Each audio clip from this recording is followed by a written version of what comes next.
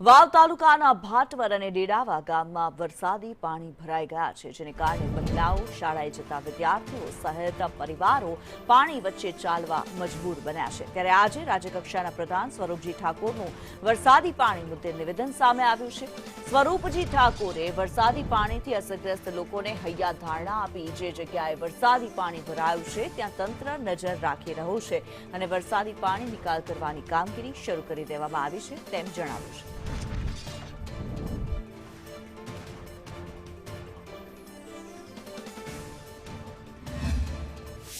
વાવ તાલુકાની અંદર ડેડાવા ગામની પરિસ્થિતિ પાણી ત્યાં વધારે આવ્યું હતું અને ત્યાં પરિસ્થિતિ પહેલેથી જ એવી છે કે થોડો પણ વરસાદ થાય તો ત્યાં પાણી ગામની આજુબાજુ ભરાઈ જાય છે।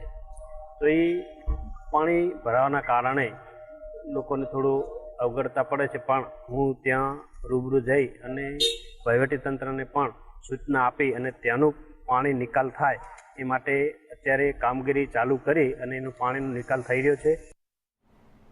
પાટણના રાધનપુરમાં વરસાદ બંધ થયાના 10 દિવસ વીતી ગયા હોવા છતાં પણ સ્થાનિક રહીશોની આફત અને સમસ્યાઓ યથાવત જોવા મળી રહી છે। શહેરના સર્વિસ રોડ પર હજુ પણ ઢીંચણસમા ગંદા પાણી ભરાયેલા હોવાથી નાના બાળકો અને રાહદારીઓ તેમાંથી પસાર થવા મજબૂર બન્યા છે।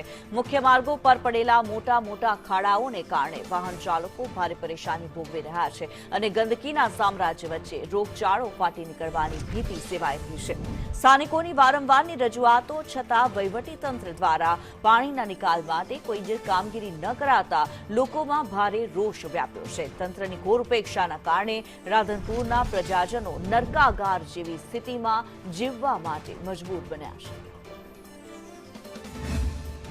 વરસેલા વરસાદના કારણે રાધનપુર શહેરની જે આજુબાજુનો વિસ્તાર અને હજી પણ સુધી પાણી ઓસરીને તેને લઈને દ્રશ્ય બતાવ્યું છે। આ દ્રશ્યો કેમેરામાં દ્રશ્ય બતાવે છે રાધનપુર સર્વિસ રોડના દ્રશ્યો છે। અહીંથી પસાર થતા વાહન ચાલકો ભારે હાલાકીનો સામનો કરી રહ્યા છે, પરંતુ તંત્રના જાણે પેટનું પાણી ના હાલતું હોય તે રીતે કોઈ પાણીનો નિકાલ નહીં કરી રહ્યા, તેને લઈને અહીંના પસાર થતા લોકો ભારે હાલાકીનો સામનો કરે છે। આ માર્ગ ઉપરથી પસાર થવા માટે જે મહેસાણા હારીજ જવાનો મુખ્ય માર્ગ છે, અહીંથી જે પસાર થાય છે, જે બનાસકાંઠાથી તરફથી પાટણ કે મહેસાણા જવાનો મુખ્ય માર્ગ છે પાણી પણ, પરંતુ પાણીનો કોઈ નિકાલ કરવામાં આવતો નથી। તેને લઈને આ તો તમે સ્પષ્ટ જોઈ શકો છો કે વાહન ચાલકો મસ્ત મોટા ભૂવામાં પટકાય છે। પટકાવાના કારણે તેઓને પણ નાની મોટી ઈજાઓ પહોંચે છે। ઈજાઓ પહોંચવાના કારણે આ એક લોકો માંગ કરી રહ્યા કે સત્વરે પાણી નિકાલ કરવામાં આવે છે, પરંતુ વરસાદી પાણીનો કોઈ નિકાલ કરવા ના આવવાના કારણે અહીંથી લોકો ભારે હાલાકીનો સામનો કરી રહ્યા છે। એક જ માંગ છે કે સત્વરે પાણી નિકાલ કરવામાં આવે। સૌથી મહત્વની વાત છે કે આ માર્ગ જે રાધનપુરની જે સર્વિસ રોડ રાધનપુર મેઇન બજારને માર્ગ જોડતો છે, આ માર્ગ ઉપરથી રાધનપુરની 15 થી વધુ સોસાયટી આવેલી છે। 15 થી વધુ સોસાયટી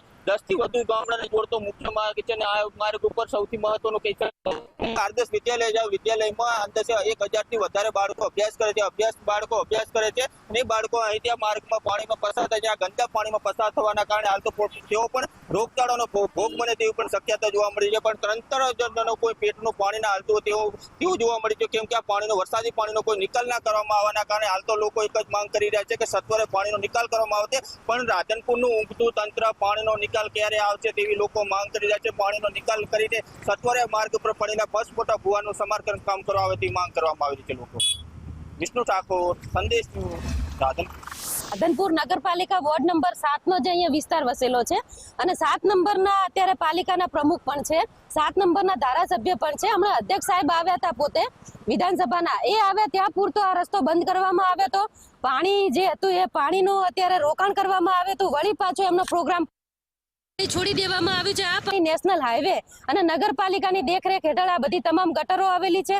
આની અંદર પ્રી મોન્સૂનની કોઈ કામગીરી કરવામાં આવી નથી, માત્ર કાગળ ઉપર કામ થયું એવું લાગી રહ્યું છે। આ રોડ ઉપર કાલે ની પરમ દિવસે ચોખ્ખું પાણી હતું, કોઈ બધા બાળકો પણ આવી જઈ શકતા હતા અને મેં નગરપાલિકામાંથી તાત્કાલિક જીસીબી બોલાવીને ગટર પણ ઇમરજન્સીમાં ખોદાવી હતી, પણ પાછું સરકારના અધ્યક્ષ સાહેબ આવતા હતા, એમને સારું દેખાડવા માટે થઈને અને તાત્કાલિક જે આગળ જે મેન કેનાલ જે આવે એની અંદર લાઈન બંધ કરી અને આ રોડમાં જે પાણી ગટર લાઈન હતું એનું બંધ કરી અને આ અંદર સોસાયટીના આગળ જે ખેતરોમાંથી ડાયવર્ઝન કરવામાં આવ્યું। 5 થી 6000 પબ્લિક અને 2000 વિદ્યાર્થી પરેશાન થાય છે, પણ કોઈને જોવામાં આવતું નથી અને કોઈની સમસ્યાનો હલ કરી કે એવો લાગતું નથી અને કોઈની દર્દની પીડા થતી નથી। અહીંયા સાધન ગાડી આવવા જવા માટે પલટી મારવાની સમસ્યા રહેશે। મોટરસાયકલમાંથી નીચે પડી જાય છે, મોટરસાયકલ